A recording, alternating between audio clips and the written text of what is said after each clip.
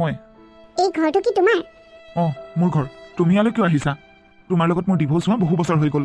তুমি ইয়ালৈ কিয় আহিছা? নিশ্চয় কিবা নতুন নাটক ৰচি আহিছা। এই ঘৰৰ এড্ৰেছ তুমি কেনেকৈ পালা? কোনে দিলে তোমাক মোৰ এড্ৰেছ? শুনা, মই বিয়া পাতিলোঁ, ঘৰত মোৰ পত্নী আছে। তুমি ভালে ভালে ইয়াৰ পৰা যোৱা। মোৰ সংসাৰখনত জুই লগাবলৈ চেষ্টা নকৰিবা। শুনা নাই নেকি তুমি মই কি কৈছোঁ?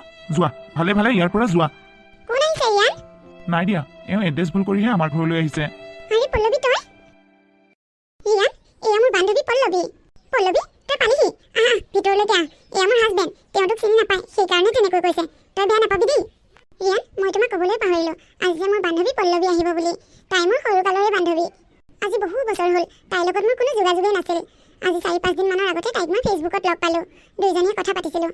তাই ক'লে অহা দেওবাৰে হেনো আমাৰ ইয়াতে তাই ইণ্টাৰভিউ এটা আছে। সেইকাৰণে মই তাইক 2 দিনমান আগতীয়াকৈ মাতি পঠিয়ালোঁ, আমাৰ ঘৰতে থাকি ইণ্টাৰভিউ দিব পাৰিব বুলি। তাই যিহেতু অকলশৰীয়া, সময়ত আহি ইণ্টাৰভিউ চেণ্টাৰটো বিচাৰি লওঁতে সময় লাগিব। সেয়ে ভাবিলোঁ আমাৰ ঘৰত থাকি তাই ইণ্টাৰভিউটো দিবলৈ সুবিধা পাব। মই কিবা বেয়া কৰিলোঁ নেকি বাৰু? তেওঁ অকলশৰীয়া বুলি ক'লা যে? তাইৰ অতীতটো অলপ বেলেগ। বেলেগ মানে? তাই আগতে এবাৰ বিয়া হৈছিল আৰু গিৰিয়েকৰ লগত এতিয়া তাই ডিভোৰ্চ হ'ল। ল'ৰাটো বহুত দুখীয়া ঘৰৰ আছিল। তাই মনৰ আশাবোৰ সি একেবাৰে পূৰ কৰিব পৰা নাছিল। তাই কিবা এটা বিচাৰিলেও সি দিব নোৱাৰে। বেচেৰাইনো দিব ক'ৰ পৰা? সি নিজেই চলিব নোৱাৰে। তাইৰ দৰে ইমান ভাল পঢ়া শুনা, ইমান ধুনীয়া ছোৱালী এজনী সি দুখীয়া ঘৰৰ ল'ৰাটোৰ লগতনো কেনেকৈ সংসাৰ কৰে? হয় দিয়া, সময় থাকোঁতেই ডিভোৰ্চ দিলে ভালেই হ'ল।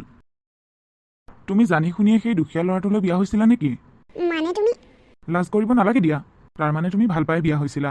ভাল পাই বিয়া হৈছিলা যেতিয়া ল'ৰাটোক তুমি অকণমান মেণ্টেলি ছাপোৰ্ট কৰিব লাগিছিল। কাজিয়া পেচাল কিয়নো কৰিলা?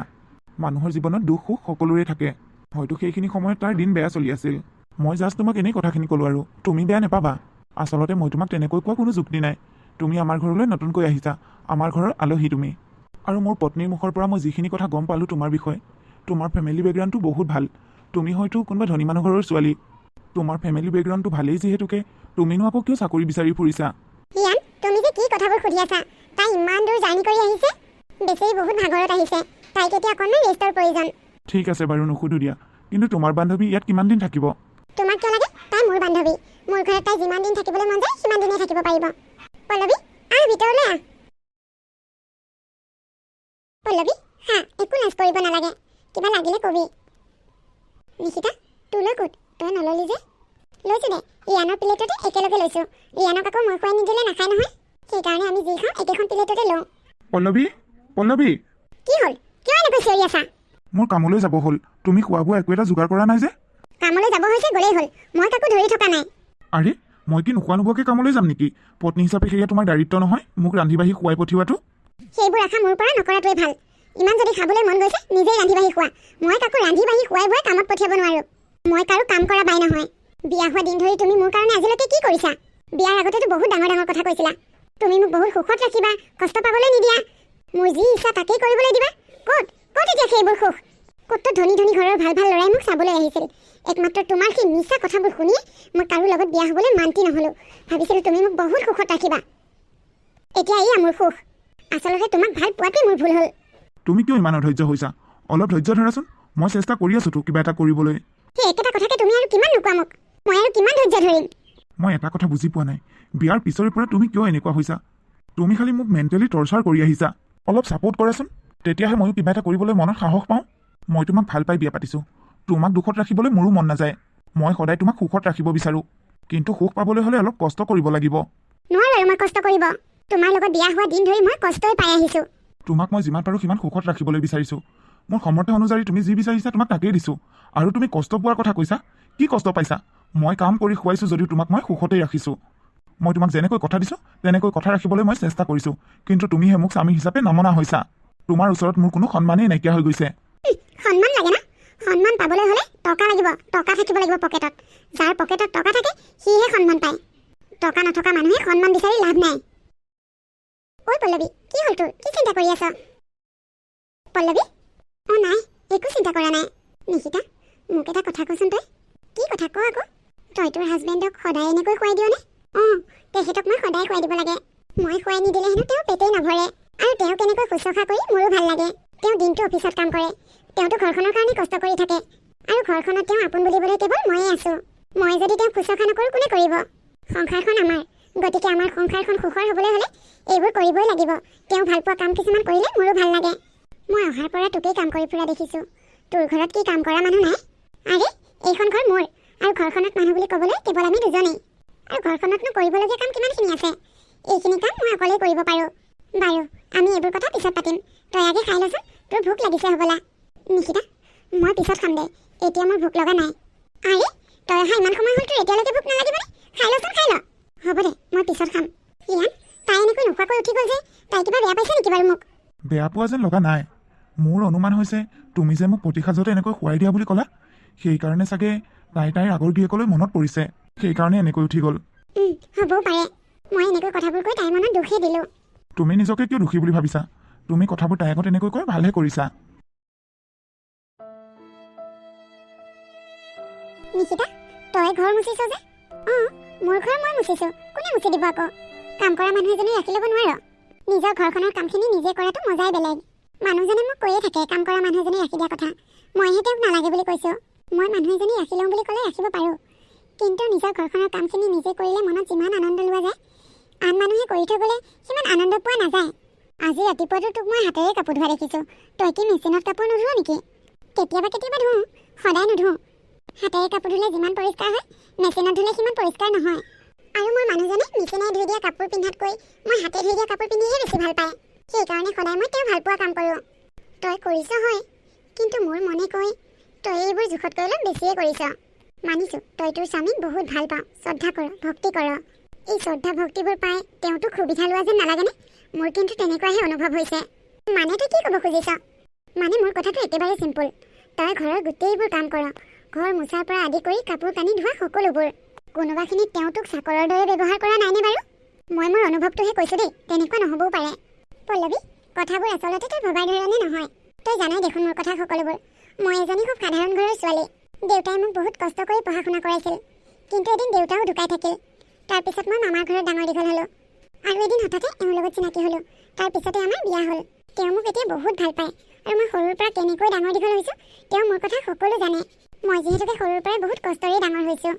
এতিয়া ধন টকা পইচা দেখিলোঁ বুলিয়ে, অলপ সুখ পালোঁ বুলিয়ে সকলোবোৰ পাহৰি গ'লে হ'ব জানো? সেইকাৰণে মই আগৰ দিনবোৰক মনত ৰাখি এতিয়া মোৰ ঘৰত কাম কৰা মানুহ ৰাখি লোৱা নাই। যিমান পাৰোঁ মই নিজেই কৰিবলৈ চেষ্টা কৰোঁ, আৰু কাম কৰি মোৰ ভালো লাগে। আৰু তই যে ভাবিছ তেওঁ মোক কোনোবাখিনিত চাকৰৰ দৰে ব্যৱহাৰ কৰে, সেইটো একেবাৰেই ভুল। তেওঁ মোক বহুত মৰম কৰে।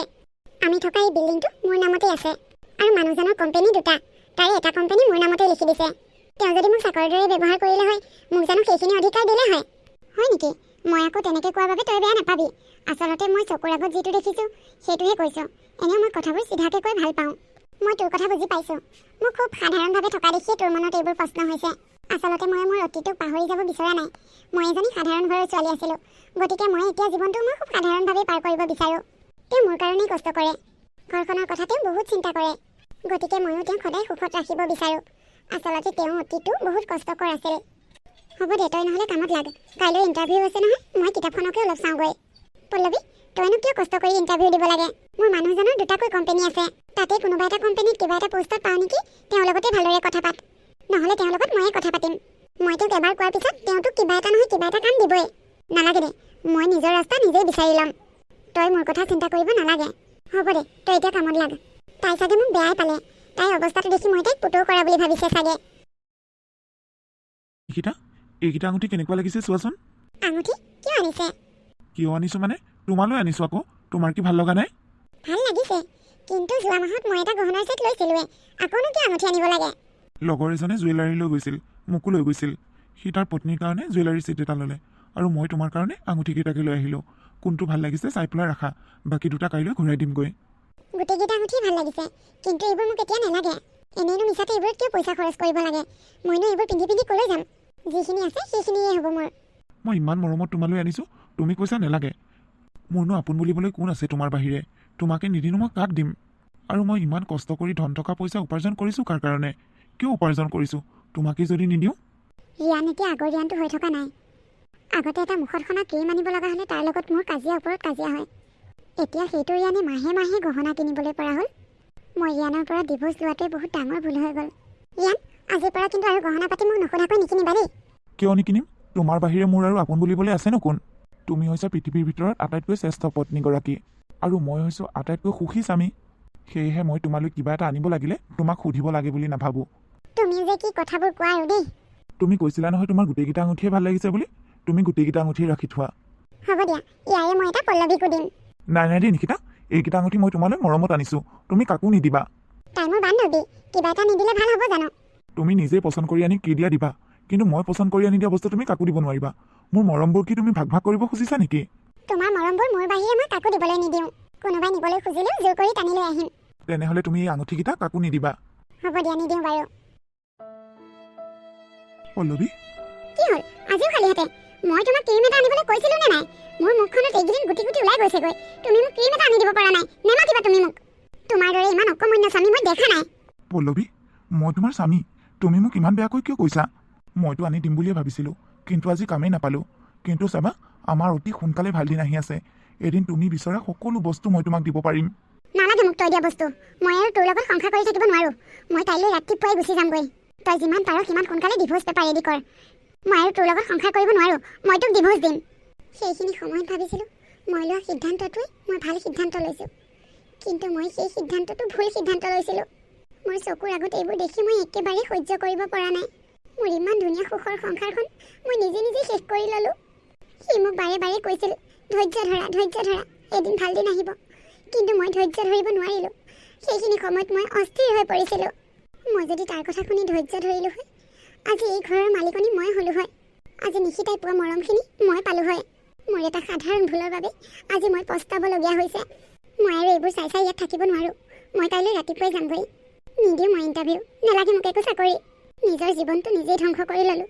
এতিয়া চাকৰি বিচাৰি ফুৰিলে কি হ'ব? পল্লৱী, কি হ'ল? তই যে মনটো মাৰি আছ, কি হ'ল ন? নিশিতা, মই তোৰ ওচৰলৈ যাম বুলি ভাবিছিলোঁৱে। মই কাইলৈ যামগৈ। আমি একেলগে পাৰ্লাৰত কাম কৰা ছোৱালী এজনী, কালি হেনো তাইৰ এক্সিডেণ্ট হ'ল। অৱস্থা হেনো একেবাৰে ভাল নহয়। কি হয় আৰু ভগৱানেহে জানে। গতিকে অন্তিম সময়ত মই তাইক এবাৰ দেখা দিব লাগিব। তাই মোক এটা সময়ত বহুত সহায় কৰিছিল। কিন্তু তোৰ ইণ্টাৰভিউ? ভাবিছিলোঁ ইয়াত থাকি ইণ্টাৰভিউটো দিবলৈ সহজ হ'ব, কিন্তু এতিয়া মই নগ'লেও নহ'ব। ইণ্টাৰভিউ দিনাখন মই পাৰিলে তাৰ পৰা ডাইৰেক্ট আহি ইণ্টাৰভিউ দিমহি। বাৰু, তই যি ভাল দেখ তাকে কৰ। মই কাইলৈ ৰাতিপুৱাই যামগৈ দে। হ'ব দে, যাবি। তোৰ যেতিয়া ইমাৰ্জেঞ্চি, মই তোক জোৰ কৰি নাৰাখোঁ।